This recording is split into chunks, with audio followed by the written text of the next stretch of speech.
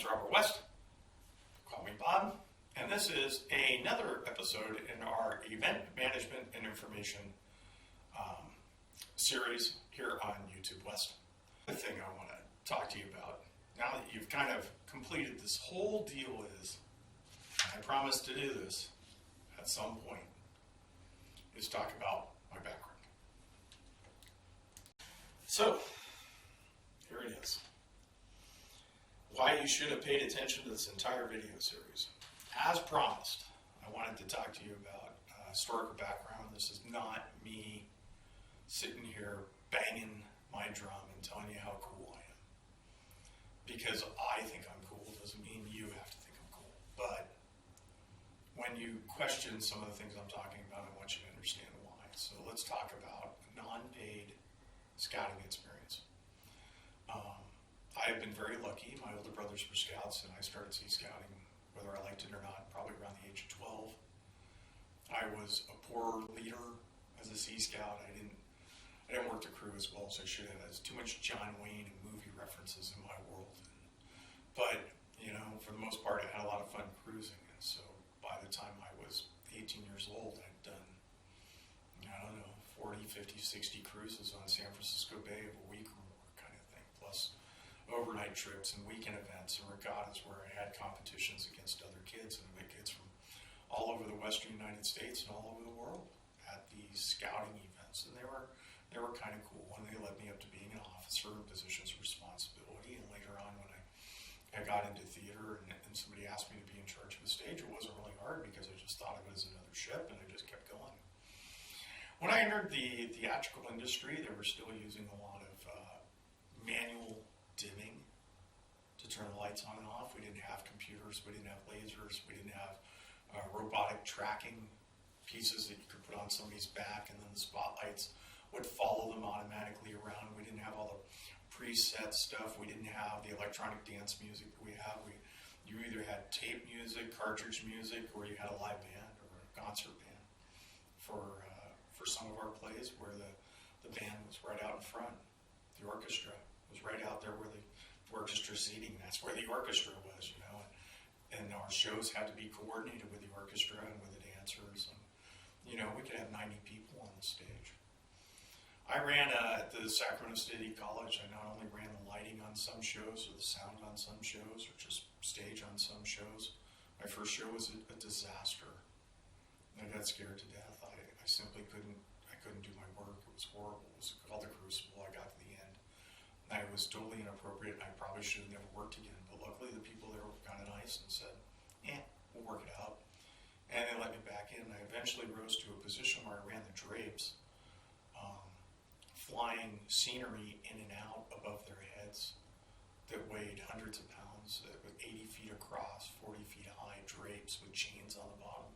Bring them down on somebody's head at the wrong time, knock them out, hurt them permanently, scramble their noggin.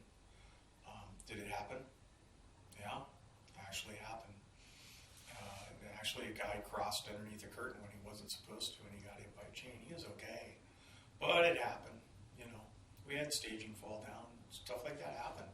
They've reconfigured that stage now. It's got some advanced lighting, control rooms, boards. We used to have our board out of the house. Right out where everybody sat down and watched it. That's where we had it. And now they've got a nice little booth there. And it's taken them 100 years to make a real theater out of it, but they've done it. They also have black box theater. I ran a band for a while, and actually brought them into the black box theater and hung the drapes, and we did a recording session at Sacramento City College right inside the theater on a day off, where we had musicians in there, keyboard players, drummers, and we recorded 2 studio-style albums using their equipment as part of a project for school, mind you, and I think I might have kicked them back some money for that, but pretty much it was the ability to use a 24-channel board and all their microphones and their stands and their cables and their equipment to make a professional cut album and try and get this band some business. Of course, that didn't work, but not everything's going to work, I've been a professional photographer since I was 14 and worked in the darkroom since I was 14. I was published in Sports Illustrated at the age of 18. Got a photo in from a motorcycle event here in Sacramento called Hangtown. I didn't get paid for it. I got credit. So it made me what they call an accredited photographer, professional, kind of cool. I used to get paid to do gigs, flew with a 126 Air Medevac for a day. My brother flew with them, my dad flew with them. We put our pictures together in slide presentations that turned into something similar to what you call PowerPoint today, where each projector faded in and out, using Nikon cameras and Rolleiflex cameras and Nikkormat cameras. I've used Mamiya's medium formats. I've done darkroom stuff. I always did pictures up until the age of digital, and then of course, everybody's got a camera now. Did film. The earliest film work I did was I was about 2 years old. I was on Romper Room TV in San Francisco, California. If my dad needed a kid, they just brought me a kid. They needed a kid for the Ice Follies thing, a Holiday on Ice, skate around with the dancers like Peggy Fleming. They brought me, I did that. Did bicycle safety films when I was a kid, and then later on, films like Howard the Duck, Wisdom, delivered pieces of equipment to Pale Riders, stuff like that, because, we delivered equipment. That's just the way it was. Sometimes they'd need an extra. This girl I knew, she used to work for my mom and dad. She was actually an extra on Wisdom. She was the bank teller, that they robbed at one point. So that was kind of cool, doing these little TV show things, but it wasn't a career. I wasn't going to get a career in acting. I knew that, but I did it. Theater didn't always work out to be my best thing, so at one point I decided to give it up again, and I went into the security industry. First I was an officer, stood in front of an ATM machine, badge, and then I was asked to go work at a hospital, and the manager quit at the hospital, and they asked me to fill the spot because of my scouting experience, and they knew I'd treat it with a little bit of respect and kindness, and so I became the hospital security supervisor, and then they gave me 2 more hospitals. I became the coordinator for 3 hospitals, and for 3.5 years I was a sergeant, an officer, doing accident investigations, patrol schedules, routines, stuff like that. Working on radio all the time, carried 5-cell nightlight, bear handcuffs, no gun, no pepper spray wasn't allowed. Whatever we did verbally. We did with this stuff called verbal judo. We convinced people to leave, So then found out the company was going out of business, and so then I went to work for a private firm. It was a computer firm, Cable Data, first of the internet billing companies, Roseville, California, done by Robert J. Matthews, a really wonderful guy, and he knew I was in scouting, because I told him one night when I'd seen him pushing the broom on the floor of his almost $500 million business, and he said, whatever I can do to help you out. So we lent me the van to take the kids down, sometimes for trips to San Francisco and to Southern California where we wouldn't take the boat. You just let me take the van. That was just really nice of him, and I worked with this really great guy, and he passed away after 4 years of Cable Data. I said, I don't really want to work for anybody else. I'm kind of spoiled, but I needed a job. So I rolled down to the Sacramento Theater Company. I went down to the stage construction department. I said, I need a job. Got a summer job for a kid to pull nails. So I pulled nails. It was hotter than heck. Worked with a guy. He goes, can you use a saw? I said, not very well. He goes, well, you've done some boat work, right? Because we talked about scouting. I said, yeah. Did some boat work, drilling, sanding, painting, stuff like that. Well, you can learn stage construction. I said, well, I got some stage experience. So I'm working there, and one day this guy comes over and he goes, I understand you can work a soundboard. I'm like, yeah, it's been a few years. It's been about 8 years. He goes, well, come take a look at ours, and the next thing I know, I'm the sound guy, and then next year I'm the lighting guy, and before the season's even over, I'm back working at Sacramento Theatrical Lighting for the second time, and I'm putting together truss systems, I'm getting systems ready to roll, and I'm filling trucks, and I'm going out to Cal Expo at the Amphitheater, and it's just a progressive career of doing all these different types of events, and I'm running stages during the state fair. At one point I was an entertainment stagehand guy for the state fair, and all this little stuff is added up. It's never been one great career. You can't look at me and go, man, that guy's been a lighting guy all his life. Has been awesome. No, but what I have done is a lot of everything. So when you talk about how to work a radio in these events, or you talk about how how to work with performers, or work with the construction guys, or work with the security guys, or maybe go out and work with the marketing guys. So, I've done all that. And so I have a lot of experience to be able to do all that and talk to you about that and talk to you about ways to make it easier. But a lot of the things that I learned to do were years ago. Now you have the internet, which has thrown a lot of, interesting twists into it. Maybe I could have spent time working on computers. Well, after I worked for the Sacramento Theatrical Lighting, I took some time off and kind of bummed around and didn't really do much for a couple of years and kind of rested on my laurels and rested on my ass. And I found myself kind of out of work again. I didn't really want to go back and do theater. I didn't want to go back and do security work, but I probably could have. And a gentleman gave me an opportunity to do some painting. And so I went to work in a refinery, one of the most dangerous atmospheres you can work in. I already worked on stage, I already worked on a boat. Now I'm working in a refinery where if the place blows up, it's going to take 16 square blocks with it, where fire is paramount. So I had to go through all these safety classes. This is safety, where you can smoke, where you can't smoke, how to walk, what uniform you have to wear. Is it Nomex, is it fire retardant? You have to learn about confined space entry, hot work permits, cold work permits, where you can paint. Can you use a needle gun? What is H2S and how to avoid it, and how, all these things. And one of the things that I had to do there was work on heights. And I worked in the theater at 35 feet. I was climbing towers 200 feet high with a bucket of paint in one arm. Going up these ladders, going up there and paint a little valve, paint the whole tower. And one day I went up in a crane basket, 335 feet in a crane basket to work at the top of the South Flare in Eastern California. You ever drive by there, it's this big black tower on one side, and I was at the top in a basket.